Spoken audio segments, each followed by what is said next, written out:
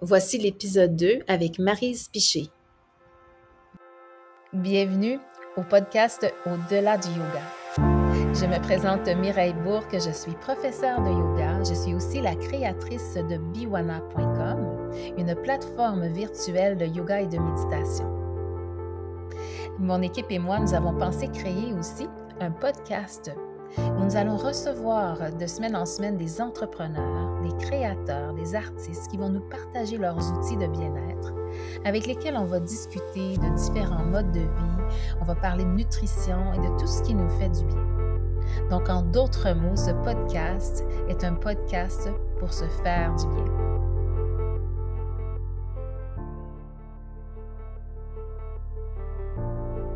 Alors, bonjour Maryse. Alors, je t'accueille aujourd'hui dans notre podcast Au-delà du yoga. Maryse Piché, qui est une bonne amie à moi, ça fait quand même quelques années qu'on se connaît. Oui, bonjour Mireille. Oui, et on a fait ensemble, en fait, tu t'as donné une formation il y a quelques années sur l'Ayurveda, puis j'ai été vraiment très fascinée d'apprendre sur l'Ayurveda. Je trouvais que c'est tout un monde à explorer. Moi qui venais de la médecine traditionnelle chinoise, de pouvoir apprendre sur l'Ayurveda, je trouvais que c'était très intéressant. Il y a des choses qui se rejoignent, mais en même temps, ils ont chacun leur particularité. Et puis aujourd'hui, j'avais envie qu'on puisse partager avec les gens qui nous écoutent un peu, nous donner une vue d'ensemble sur l'Ayurveda et comment ça peut nous servir dans notre quotidien. Mais avant de commencer, j'aimerais ça qu'on parle un petit peu de toi, Maryse. Alors, je sais que tu es propriétaire de Ayurma Santé Ayurvédique, qui est un centre dans les cantons de l'Est, c'est ça? Oui, bien en fait, il y a eu un petit peu de changement dans les dernières semaines. Comme tout le monde, hein, il y a eu de l'introspection, des réflexions à savoir qu'est-ce qui est important présentement pour moi. Et puis, avec le confinement et tout, j'ai tout relié mes services à Laval maintenant. Il y a encore des projets, là, encore des rêves qui sont en suspens, mais pour l'instant, l'Estrie, j'ai fermé pour le temps de l'hiver, en tout cas, là. Oui, je comprends qu'effectivement, avec tout ce qui se passe, on n'a comme pas le choix de se réaligner rapidement à trouver des solutions parce qu'on n'est plus, disons, restreint pour ce qu'on peut faire, qu'on peut mettre en place. Alors, alors maintenant, tu es à Laval. Toutes tes activités sont centrées à Laval. Parfait. Oui. En fait, c'est un petit peu ça, l'Ayurveda, hein, c'est d'être à l'écoute des changements, d'avoir des résiliences, puis de s'adapter. C'est un peu ça qu'on va parler aujourd'hui, comment s'adapter aux changements qui se présentent dans notre vie au niveau physique, psychologique, émotionnel, puis saisonnière aussi, là. Parfait. Fait qu'on va rentrer dans le vif du sujet. Alors, je te laisse déjà commencer à nous dire un peu comment justement tu es arrivée dans ce changement-là, puis comment l'Ayurveda t'a aidé aussi dans cette transition. Oui, oui, moi, Mireille, tu sais, ça fait longtemps que je suis massothérapeute. La médecine naturelle m'a toujours appelée, donc j'ai beaucoup aimé apprendre la massothérapie à travers la médecine naturelle. Au départ, j'étais dans la naturothérapie et puis le massage m'interpellait parce que je voulais emmener du bien-être aussi, puis être beaucoup à l'écoute de ma clientèle. Puis moi aussi, la médecine chinoise me parlait au tout début. C'était par le massage shiatsu que je travaillais beaucoup sur justement les causes des malaises physiques, émotionnels, puis aller voir là, comment le client pouvait lui-même s'auto-analyser puis voir qu'est-ce que je fais de répétitif qui cause toujours mes douleurs physiques ou psychologiques. Puis l'Ayurveda, je l'ai découvert en 2011.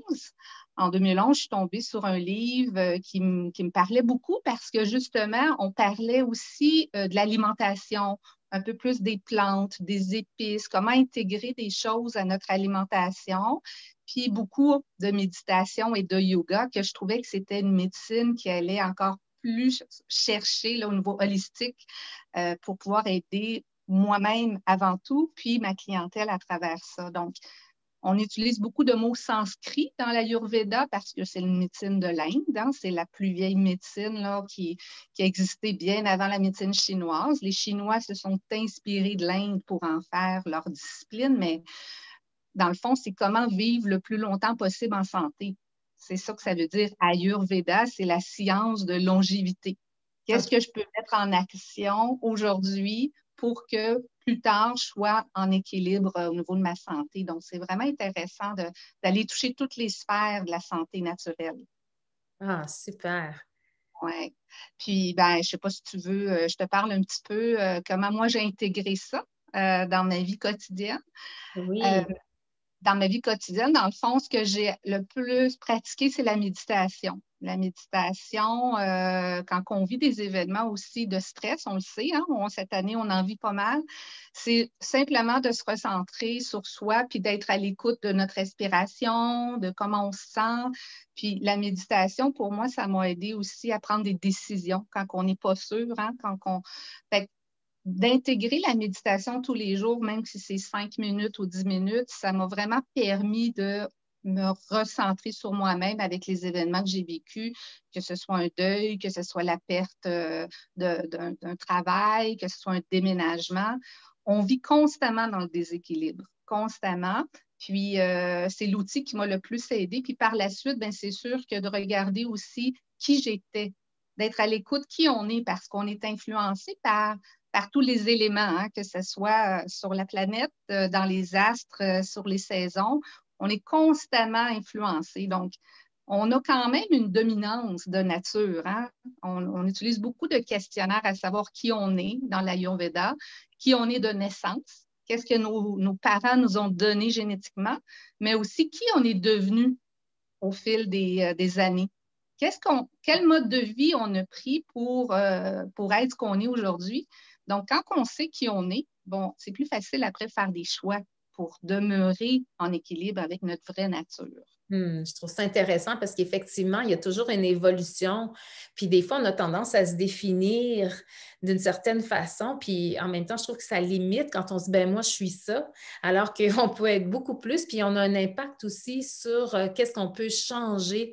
Puis justement, je pense que l'Ayurveda peut nous aider beaucoup dans ce sens-là quand on commence à comprendre c'est quoi nos dominances et comment on peut venir chercher un équilibre aussi, pardon, par rapport à ça. Oui, exactement. Puis, c'est comme là, on est dans une saison d'hiver. On pourrait dire que mois de janvier, quand c'est froid et venteux, ben, on ne fera pas les mêmes routines que quand c'est l'été et c'est chaud. Alors, mais encore une fois, au mois de janvier, généralement, on vit des moins 15 degrés, moins 20 degrés. Là, on a quand même un hiver doux. Donc, on doit s'ajuster aussi. C'est une journée froide et venteuse. On n'aura pas les mêmes besoins qu'une journée chaude et humide. Donc, ça peut devenir un petit peu complexe de savoir tout l'Ayurveda parce que c'est très, très, très large, l'Ayurveda. Mais moi, je mets tout le temps ça simple dans le sens que faites toujours des actions pour revenir à l'équilibre, donc jamais dans l'excès.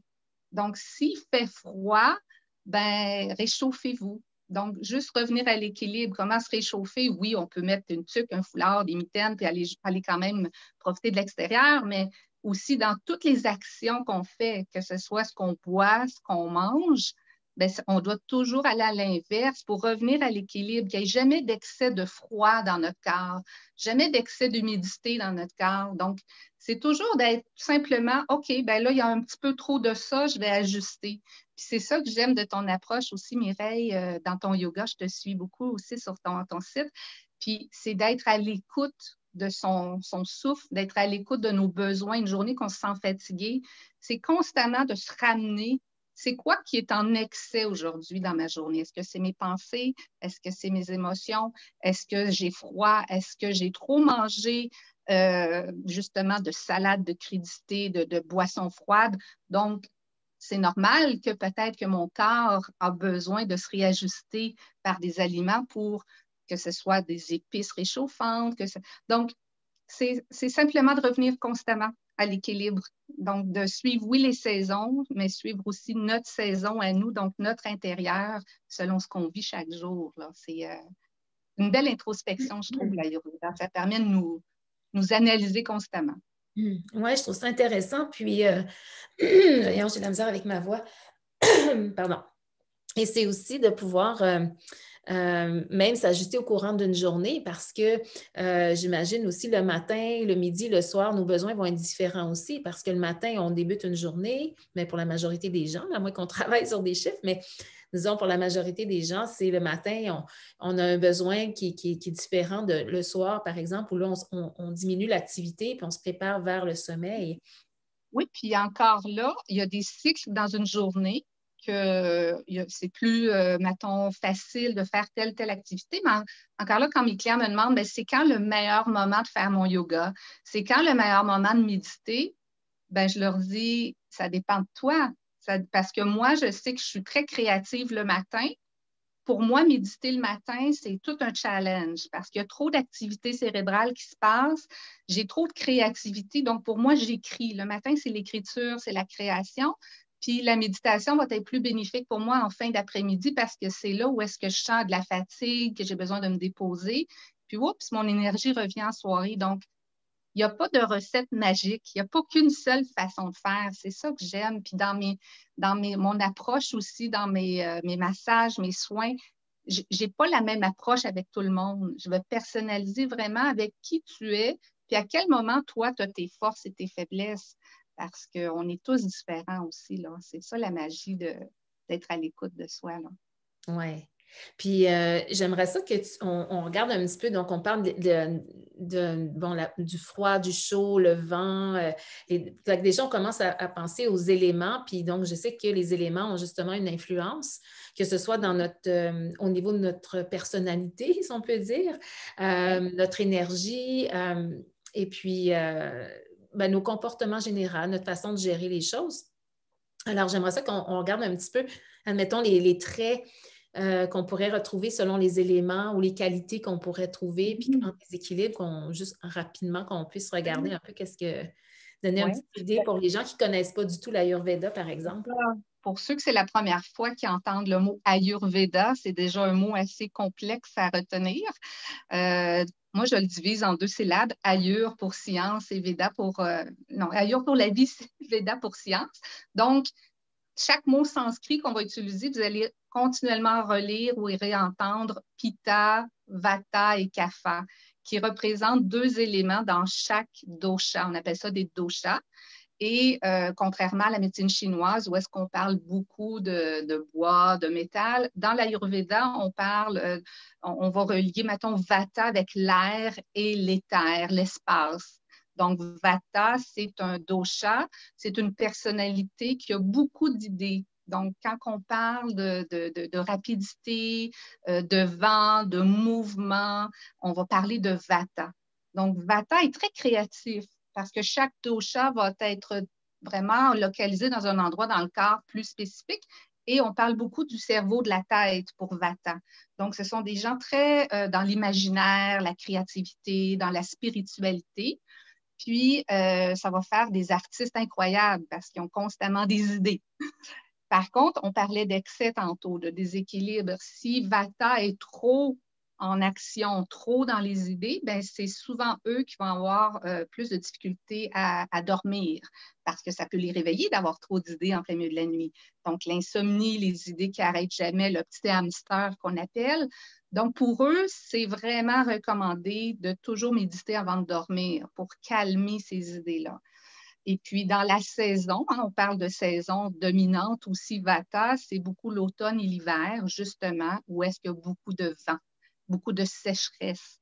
Alors, pour Vata, on va recommander aussi beaucoup de massages aux huiles chaudes pour calmer la sécheresse, pour emmener aussi beaucoup de chaleur au niveau du corps. L'anxiété, on dit que c'est vraiment quelque chose qu'on parle de plus en plus parce qu'on entend plein de choses. Donc, dès qu'il y a trop d'activité cérébrale, trop de nouvelles, Vata va être influencé, puis on est dans un air Vata. La Terre au complet est en air Vata. Donc, on dit que c'est le dosha dominant, le roi des doshas, parce que si lui est débalancé, ben, il va influencer les autres. Donc, ça serait le premier vraiment à réduire l'anxiété et les idées. Par contre, quand il est bien équilibré, ça fait des artistes, des créatifs incroyables. Donc, c'est une très belle qualité d'avoir un bon Vata. Et puis après ça, quand on arrive au printemps, ben, on a accumulé beaucoup d'humidité, hein, là, la fonte des neiges. Comme là, cette semaine, je te dirais qu'on peut avoir un peu de CAFA, étant donné là, que c'était humide et plus doux. Ben, CAFA, c'est des gens très, très doux. C'est des gens très, très à l'écoute, souvent dans les thérapeutes qui veulent aider, qui veulent. Donc, eux, ils ont vraiment une douceur et une approche très thérapeutique. Par contre, à l'excès, trop d'humidité dans le corps, trop d'empathie peut faire qu'on a de la lourdeur et là, on devient un peu plus léthargique. Donc, moi, cette semaine, je me sens un peu moins motivée que d'habitude. Je sais que mon café est affecté. Donc, je sais que mes habitudes, ben, je vais peut-être essayer de bouger un petit peu plus que ce qui serait recommandé généralement pour Vata parce que CAFA a besoin d'être stimulé, a besoin de justement là, les salutations au soleil, un yoga un petit peu plus actif pour lui, pour stimuler tout le système lymphatique qui amènerait trop de lourdeur. Donc, peut-être plus de mucus. Tu sais, c'est quand tantôt, je ne sais pas si pour toi, c'était plus des sécrétions grasses ou plus sèches, mais ça va nous indiquer si c'est gras, c'est qu'il y a trop d'humidité dans le corps, donc CAFA est trop présent.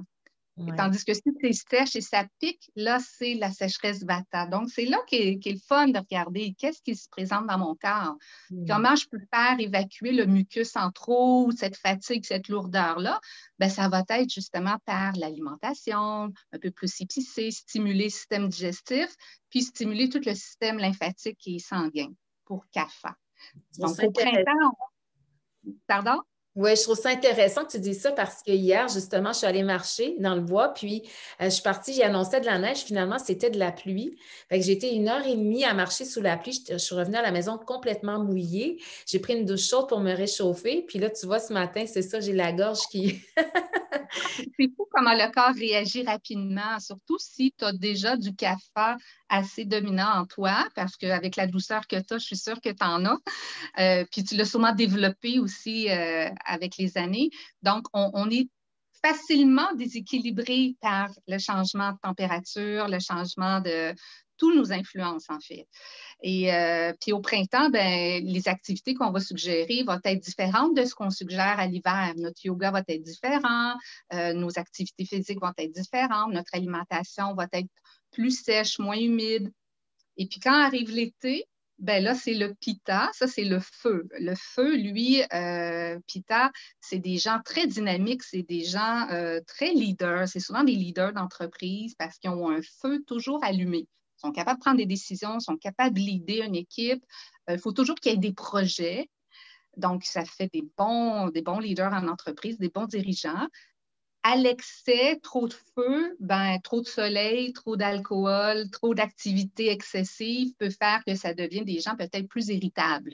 Donc, moins de patience, ils veulent que les choses avancent, ils veulent. Donc, encore là, selon notre personnalité, selon ce qu'on a acquis dans notre génétique, ben, elle va faire qu'une saison va influencer plus que d'autres. Donc, si on a une dominance dans une des trois doshas, ben, la saison, on va le ressentir plus que la moyenne des autres personnes. C'est ça qui est intéressant. Puis si on suit les saisons, puis qu'on est constamment en équilibre, ben, on va toujours garder une santé plus optimale à ce moment-là, là. Hmm. Voilà. Ah, super, Maryse. Puis là, je serais curieuse de savoir en lien avec, parce que là, tu as un centre où tu offres des soins, puis je sais que tu développes tes produits aussi, donc des tisanes, puis je pense d'autres choses aussi, des huiles aussi, peut-être pour le corps, des soins. Fait que j'aimerais ça que tu nous parles un petit peu de ça aussi, comment on peut aller chercher des outils précieux comme ça pour nous aider dans les différents besoins qu'on a. Ben oui, ça me fait plaisir de te partager ça, Mireille, parce que pour moi, j'avais jamais pensé développer une ligne, là. Puis je me disais, ben moi, j'enseigne à mes clients comment prendre soin d'eux. Puis après ça, ben, je leur enseigne comment méditer, comment faire leur technique de yoga. Mais les produits sont venus il y a à peine 2 ans. J'étais en voyage, puis je me suis inspirée des mots sanscrits pour en faire un seul mot qui est Ayurma. Donc, on a vu tantôt que Ayur voulait dire la vie. Donc, Ayurma, c'est un peu la vie de Maryse. C'est tout mon savoir depuis 25 ans que j'ai jumelé ensemble. Puis je trouvais que c'était important de choisir des ingrédients de qualité, des ingrédients qu'on peut retrouver ici au Québec. Donc, j'ai fait affaire avec des herboristes, avec des laboratoires pour vraiment confectionner aussi là, la ligne de produits. Puis, c'est principalement pour utiliser les rituels. Donc, dans les rituels, on enseigne à prendre soin de sa peau, prendre soin de ses muscles, prendre soin de ses cheveux. Donc, mon huile, on l'appelle la tridoshique. La tridoshique, ça fait pour les 3 doshas. Donc, on ne peut pas se tromper. Ce qu'on veut, c'est hydrater, réchauffer les muscles, les articulations et aussi aller calmer tout le système nerveux. Donc, cette huile-là, elle fait pour le visage, le corps, le cuir chevelu. Puis, j'utilise beaucoup le basilic sacré dans mes produits. C'est vraiment une plante formidable pour au niveau de la peau, mais aussi au niveau du système nerveux. Donc, géranium rosa avec, j'utilise aussi dans celle-ci une macération de lavande. Donc, je l'utilise pour calmer au niveau mental. Dans mes soins, je fais aussi le Shirodara. Shirodara, c'est avec le bol ici en métal qu'on laisse couler sur le front avec l'huile de sésame. Puis dans ça, je vais intégrer mes plantes. Puis ça amène un va-et-vient du cerveau côté droit et gauche, troisième œil, pour vraiment revenir à l'équilibre puis vider le mental. C'est comme une belle méditation, mais en plus, ça amène une beauté des cheveux, hydratation. On sait qu'on a de la sécheresse l'hiver et je l'utilise pour tous les soins. Après, je vais aller vraiment spécifier des points marma. Les points marma, ça ressemble aux points d'acupuncture qu'on utilise en shiatsu. Avec des huiles essentielles spécifiques, je vais aller faire des déblocages énergétiques sur certains points sur le corps. Fait que ça aussi, je l'intègre dans mes soins. Et c'est des roll-on que j'ai confectionnés pour chaque dosha. Donc, j'ai un roll-on vata pour calmer le mental, un roll-on pitta pour apaiser toute l'irritabilité, si on en a, et un roll-on kapha qui, là, pour le printemps, va être superbe pour stimuler l'énergie. Donc là, c'est le contraire, on veut stimuler la circulation sanguine sur des points précis. Je vais utiliser ces huiles-là. Et mes tisanes, c'est le même principe. Hein? Tout ce qu'on met sur notre peau, tout ce qu'on mange, tout ce qu'on boit devrait être dans les mêmes qualités. Donc, tout est naturel, fabriqué au Québec, donc cultivé au Québec, séché à la main, emballé à la main. Les tisanes, donc si je prends l'exemple pour le printemps qui s'en vient, on parle déjà du printemps parce que nous, en Ayurveda, dès la fin février, début mars, il y a déjà un début de débalancement kapha qui se présente. Donc, on veut déjà penser à la détox. Donc, je vais utiliser vraiment des plantes plus détoxifiantes pour le corps. Puis, j'utilise beaucoup cannelle, gingembre, basilic sacré, encore une fois, avec la sauge pour vraiment aider à la digestion. Puis pour ceux que la vata, c'est une des préférées aussi parce qu'on utilise aussi cannelle, gingembre, basilic sacré, mais aussi au niveau du système digestif. Donc, si on a de l'irritation au niveau du côlon, donc tout le système intestinal, elle est beaucoup aimée aussi, celle pour vata, là, toute la saison d'hiver au complet. Donc, c'est principalement ça pour mes rituels. C'est sûr que j'ai plus de produits. Je ne te les nommerai pas tous aujourd'hui. Sur le site Web, vous avez accès à la boutique en ligne parce que j'ai la boutique aussi que je peux livrer à la maison. Ou sinon, ben, si vous venez en consultation ou en soins, ben, ça va me faire plaisir de vous les présenter aussi. Là. C'est vraiment un plus à ajouter après un soin. Ah, fantastique. Fantastique. Fait que là, ça veut dire que pour le moment, même s'il y a des restrictions, tu peux quand même recevoir les gens en soins parce que ça, c'est pas quelque chose qui a été qui reste. Non, c'est pas. La massothérapie, on fait partie des besoins essentiels. Je pense qu'on le sait tous. On n'a jamais eu autant besoin de prendre soin de soi, encore plus par le massage. Oui, c'est encore possible. Puis encore une fois, ma boutique permet aussi de prendre des rendez-vous en ligne parce que quand je suis en soins, malheureusement, je ne peux pas prendre le téléphone, mais vous pouvez voir la plage horaire là, qui est disponible pour les prochaines semaines. Ah, fantastique. Hey, merci, Maryse. On voit le progrès quand même que, tu sais, de voir que la massothérapie est devenue un besoin essentiel parce qu'il n'y a pas si longtemps, moi, j'ai déjà fait de la massothérapie aussi. Maintenant, j'ai complètement délaissé ça, mais je me souviens qu'il n'y a pas si longtemps. Puis même encore, on peut entendre parfois les gens penser que, bon, la massothérapie, c'est juste pour la détente, c'est comme du luxe, alors qu'au fond, en tout tout cas, une fois qu'on est dans le métier, on comprend que c'est quelque chose qui devient essentiel pour nous aider à gérer tout, parce que, tu sais, veux pas, vivre sur Terre, c'est exigeant. Oui, oui, c'est oui, puis c'est aussi, c'est comme l'Ayurveda. Moi, je dis toujours, c'est une médecine préventive. La massothérapie, c'est la même chose. Oui, on peut aller voir quand on a des douleurs, qu'on ne se sent pas bien, mais si on fait de la prévention, une fois par mois, prendre soin de soi, ben, on va éviter bien des blessures et des bobos. Donc, c'est de la prévention aussi, là. Ouais. Ça devrait faire partie de tout ce qui est comme manger, respirer, dormir. Je suis Oui. vraiment d'accord avec toi là-dessus. Puis, alors là, j'avais envie qu'on termine avec des questions en rafale. Juste question de s'amuser un peu, juste pour voir explorer d'autres choses, d'autres facettes aussi. Alors, moi, je sais que Marie, toi, tu as voyagé beaucoup. Hein? Tu as fait beaucoup, beaucoup de voyages là en ce moment, plus restreintes, évidemment, mais Il y a un an, un peu moins. oui, c'est ça. Et donc, j'avais envie de te poser comme question, dans tous les voyages que tu as fait, quel serait l'endroit admettons, ton coup de cœur? Est-ce qu'il y en a un là, en particulier de tout ce que tu as fait comme voyage? J'en ai plusieurs, mais les deux premiers qui me viennent en tête, c'est Hawaï. Hawaï, j'ai eu vraiment la chance d'y aller pour faire une formation de méditation avec Deepak Chopra. Puis j'étais déjà allée une fois avant aussi pour un anniversaire de voyage de noces, là. Mais les deux fois, ça a été merveilleux. Peu importe l'île, c'est sûr, l'île de Maui a été mon coup de cœur là, par toute l'énergie qui est présente, la spiritualité des gens là-bas, la beauté des lieux, évidemment. C'est juste dommage que ça soit si loin, ça soit si loin pour nous, le Canada, mais je pense qu'ils ont une culture, une spiritualité tellement forte que même moi, en méditation, je voyais des choses que j'ai jamais vues ailleurs dans tous mes voyages. Donc, je te dirais que c'est mon coup de cœur numéro un par la beauté. Puis aussi, il n'y a pas d'animaux sauvages, il n'y a pas de danger, il n'y a pas de serpents, il y a pas... Donc, on se sent toujours en sécurité. Puis, mon deuxième coup de cœur, ben là, j'hésite. J'hésite entre l'Espagne et le Costa Rica. J'ai commencé à voyager très jeune, hein. À 19 ans, je m'étais promis de faire minimum 2 voyages par année. Dans ces années-là, ben, c'était pack-sac et 3 semaines, un voyage en train, auberge de jeunesse. Mais j'ai adoré l'Espagne. Je suis allée 4 fois depuis en Espagne. On dirait que j'ai comme des racines qui viennent de là, malgré que j'ai fait faire mes tests d'ADN et j'en ai aucune, mais j'ai l'impression d'avoir déjà vécu en Espagne. Tout le côté chaleur, les gens sont accueillants, la musique, la nourriture. C'est vraiment, oui, je te dirais l'Espagne. Puis Costa Rica, ben, c'est parce que ça vient me chercher dans mes passions, tu sais, tout ce qui est yoga, tout ce qui est alimentation, tout ça. Euh, mais ouais, je peux t'en dire 3? Ce serait mes 3 Ben coups de cœur. oui.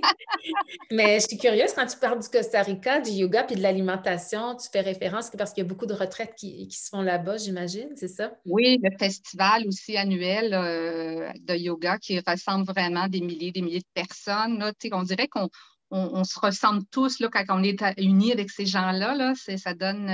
Puis, tu sais, ils ont la chance d'avoir des fruits, des légumes constamment. Donc, tu sais, les fruits ne goûtent pas la même chose qu'ici. Là. Quand tu manges là-bas, là, tu as l'impression là, de goûter les vitamines fois 200 le pourcent. Là. Donc, puis les gens aussi, tu sais, c'est sûr que Bali, ça fait 2 ans que je suis posée y aller. Ça, c'est mon prochain voyage quand on pourra. Mais ça aussi, là, j'ai hâte de découvrir cette région-là. Là.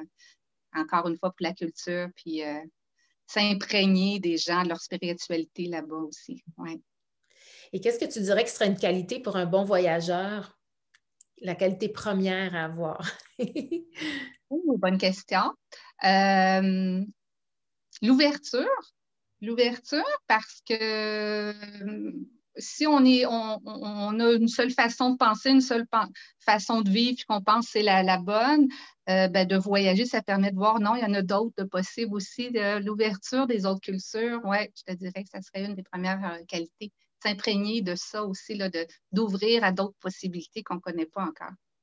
Ouais, ouais, j'aime beaucoup ça, ouverture, parce que je pense que d'ailleurs, tous les défis qu'on a en ce moment, planétairement, ben ça nous, quelque part, ça nous demande à s'ouvrir parce que justement, d'une certaine, c'est comme, il y a comme un paradoxe, hein, on est comme limité d'une certaine façon, mais quand on décide de s'ouvrir à des choses des nouvelles façons de faire les choses, à s'ouvrir à de nouvelles possibilités, à s'ouvrir à des solutions qu'on n'aurait peut-être pas imaginées, à s'ouvrir à l'autre aussi d'une autre façon, d'explorer d'une autre façon, de voyager autrement, enfin, tu sais, le mot ouverture, je trouve qu'effectivement, c'est un mot, je pense qu'on est tous invités de plus en plus à intégrer, je dirais, dans notre quotidien.